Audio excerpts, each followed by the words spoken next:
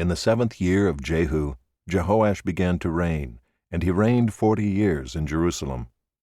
His mother's name was Zibiah of Beersheba. And Jehoash did what was right in the eyes of the Lord all his days, because Jehoiada the priest instructed him. Nevertheless, the high places were not taken away. The people continued to sacrifice and make offerings on the high places. Jehoash said to the priests, "All the money of the holy things that is brought into the house of the Lord, the money for which each man is assessed, the money from the assessment of persons, and the money that a man's heart prompts him to bring into the house of the Lord, let the priests take, each from his donor, and let them repair the house wherever any need of repairs is discovered." But by the 23rd year of King Jehoash, the priests had made no repairs on the house. Therefore King Jehoash summoned Jehoiada the priest and the other priests, and said to them, "Why are you not repairing the house?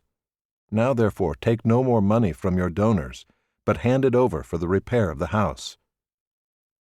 So the priests agreed that they should take no more money from the people, and that they should not repair the house. Then Jehoiada the priest took a chest and bored a hole in the lid of it, and set it beside the altar on the right side as one entered the house of the Lord. And the priests who guarded the threshold put in it all the money that was brought into the house of the Lord. And whenever they saw that there was much money in the chest, the king's secretary and the high priest came up, and they bagged and counted the money that was found in the house of the Lord. Then they would give the money that was weighed out into the hands of the workmen who had the oversight of the house of the Lord. And they paid it out to the carpenters and the builders who worked on the house of the Lord, and to the masons and the stone cutters, as well as to buy timber and quarried stone for making repairs on the house of the Lord, and for any outlay for the repairs of the house. But there were not made for the house of the Lord basins of silver, snuffers, bowls, trumpets, or any vessels of gold or of silver from the money that was brought into the house of the Lord, for that was given to the workmen who were repairing the house of the Lord with it. And they did not ask for an accounting from the men into whose hand they delivered the money to pay out to the workmen, for they dealt honestly. The money from the guilt offerings and the money from the sin offerings was not brought into the house of the Lord. It belonged to the priests. At that time Hazael king of Syria went up and fought against Gath and took it.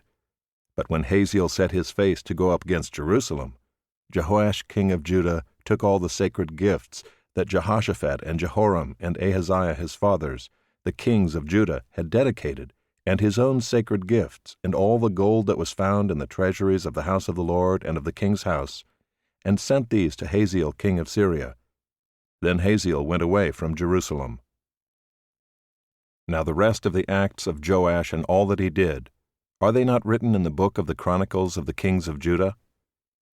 His servants arose and made a conspiracy, and struck down Joash in the house of Millo, on the way that goes down to Silla.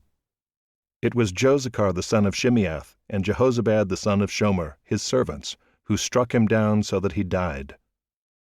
And they buried him with his fathers in the city of David, and Amaziah his son reigned in his place.